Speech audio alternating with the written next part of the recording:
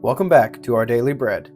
I'm Sam, and I will be taking you through a 365-day plan from Genesis to Revelation. Today I will be reading from Genesis chapters 32, 33, and 34. If you would like to follow along, I will be reading from the ESV translation. Chapter 32. Jacob went on his way, and the angels of God met him. And when Jacob saw them, he said, "This is God's camp." So he called the name of that place Mahanaim. And Jacob sent messengers before him to Esau his brother in the land of Seir, the country of Edom, instructing them, "Thus you shall say to my lord Esau, Thus says your servant Jacob, I have sojourned with Laban and stayed until now. I have oxen, donkeys, flocks, male servants, and female servants. I have sent to tell my lord in order that I may find favor in your sight." And the messengers returned to Jacob, saying, "We came to your brother Esau, and he is coming to meet you, and there are 400 men with him." Then Jacob was greatly afraid and distressed. He divided the people who were with him, and the flocks and the herds and camels into two camps, thinking, "If Esau comes to the one camp and attacks it, then the camp that is left will escape." And Jacob said, "O God of my father Abraham, and God of my father Isaac, O Lord, who said to me, Return to your country and to your kindred, that I may do you good. I am not worthy of the least of all the deeds of steadfast love and all the faithfulness that you have shown to your servant. For with only my staff I crossed this Jordan, and now I have become two camps. Please deliver me from the hand of my brother, from the hand of Esau. For I fear him, that he may come and attack me, the mothers with the children. But you said, I will surely do you good, and make your offspring as the sand of the sea, which cannot be numbered for multitude."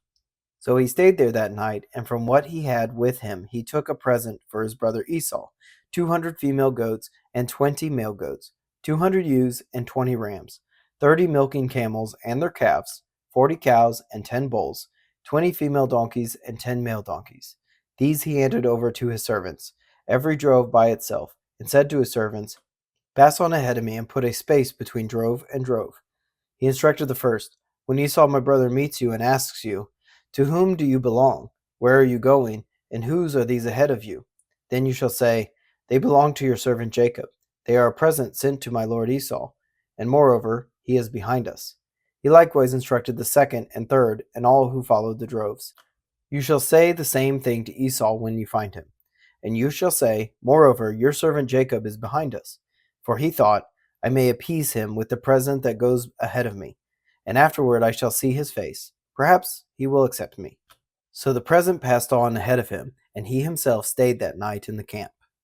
The same night he arose and took his 2 wives, his 2 female servants, and his 11 children, and crossed the ford of the Jabbok. He took them and sent them across the stream, and everything else that he had. And Jacob was left alone, and a man wrestled with him until the breaking of the day. When the man saw that he did not prevail against Jacob, he touched his hip socket, and Jacob's hip was put out of joint as he wrestled with him. Then he said, "Let go of me, for the day has broken." But Jacob said, "I will not let you go unless you bless me." And he said to him, "What is your name?" And he said, "Jacob." Then he said, "Your name shall no longer be called Jacob, but Israel, for you have striven with God and with men and have prevailed." Then Jacob asked him, "Please tell me your name." But he said, "Why is it that you ask my name?" And there he blessed him. So Jacob called the name of that place Peniel, saying, "For I have seen God face to face, and yet my life has been delivered." The sun rose upon him as he passed Penuel, limping because of his hip. Therefore, to this day, the people of Israel do not eat the sinew of the thigh that is on the hip socket, because he touched the socket of Jacob's hip on the sinew of the thigh. Chapter 33. And Jacob lifted up his eyes and looked, and behold, Esau was coming, and 400 men with him. So he divided the children among Leah and Rachel and the 2 female servants. And he put the servants with their children in front, and Leah with her children, and Rachel and Joseph last of all. He himself went on before them, bowing himself to the ground 7 times, until he came near to his brother. But Esau ran to meet him, and embraced him, and fell on his neck and kissed him. And they wept. And when Esau lifted up his eyes and saw the women and children, he said, "Who are these with you?" Jacob said, "The children whom God has graciously given your servant." Then the servants drew near, they and their children, and bowed down. Leah likewise and her children drew near and bowed down. And last Joseph and Rachel drew near, and they bowed down. Esau said, "What do you mean by all this company that I met?" Jacob answered, "To find favor in the sight of my Lord." But Esau said, "I have enough, my brother. Keep what you have for yourself." Jacob said, "No, please.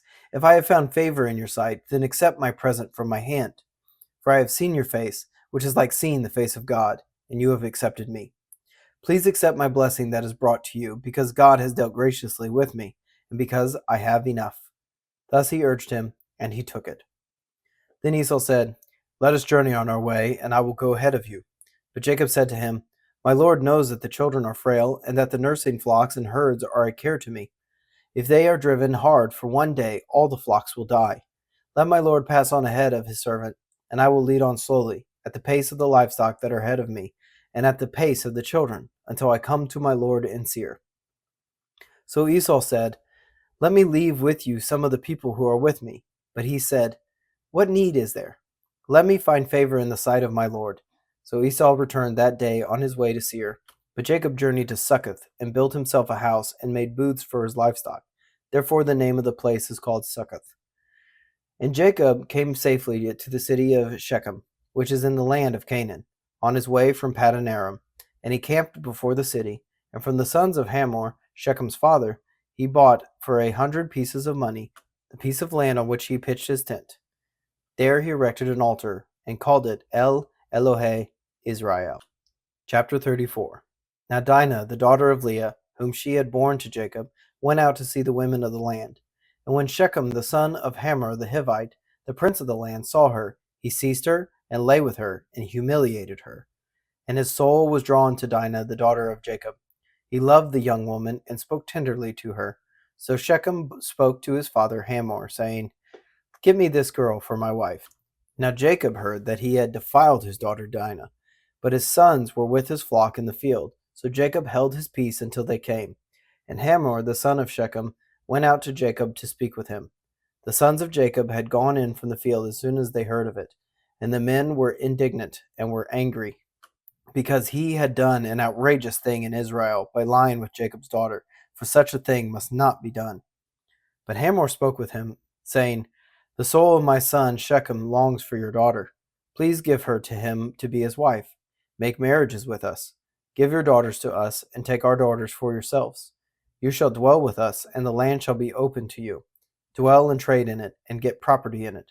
Shechem also said to her father and to her brothers, "Let me find favor in your eyes, and whatever you say to me I will give. Ask me for as great a bride price and gift as you will, and I will give whatever you say to me. Only give me the young woman to be my wife." The sons of Jacob answered Shechem and his father Hamor deceitfully, because he had defiled their sister Dinah. They said to them, "We cannot do this thing, to give our sister to one who is uncircumcised, for that would be a disgrace to us. Only on this condition will we agree with you, that you will become as we are, by every male among you being circumcised. Then we will give our daughters to you, and we will take your daughters to ourselves, and we will dwell with you and become one people. But if you will not listen to us and be circumcised, then we will take our daughter, and we will be gone." Their words pleased Hamor and Hamor's son Shechem, and the young man did not delay to do the thing, because he delighted in Jacob's daughter. Now he was the most honored of all his father's house. So Hamor and his son Shechem came to the gate of their city, and spoke to the men of their city, saying, "These men are at peace with us. Let them dwell in the land and trade in it. For behold, the land is large enough for them. Let us take their daughters as wives, and let us give them our daughters. Only on this condition will the men agree to dwell with us to become one people, when every male among us is circumcised, as they are circumcised. Will not their livestock, their property, and all their beasts be ours? Only let us agree with them, and they will dwell with us." And all who went out of the gate of his city listened to Hamor and his son Shechem, and every male was circumcised, all who went out of the gate of his city. On the third day, when they were sore, two of the sons of Jacob, Simeon and Levi, Dinah's brothers, took their swords and came against the city while it felt secure, and killed all the males. They killed Hamor and his son Shechem with the sword, and took Dinah out of Shechem's house, and went away. The sons of Jacob came upon the slain and plundered the city, because they had defiled their sister. They took their flocks and their herds, their donkeys, and whatever was in the city and in the field. All their wealth, all their little ones and their wives, all that was in the houses, they captured and plundered. Then Jacob said to Simeon and Levi, "You have brought trouble on me by making me stink to the inhabitants of the land, the Canaanites and the Perizzites. My numbers are few, and if they gather themselves against me and attack me, I shall be destroyed, both I and my household." But they said, "Should he treat our sister like a prostitute?" Thank you for joining me today in our Bible reading. You can find us on Substack and YouTube at Up+Out Show, or Our Daily Bread, wherever you get your podcasts. Please consider subscribing. If you enjoyed this reading today, please like and share. If you have any thoughts about the verses read, please leave a comment. Thank you, and have a blessed day.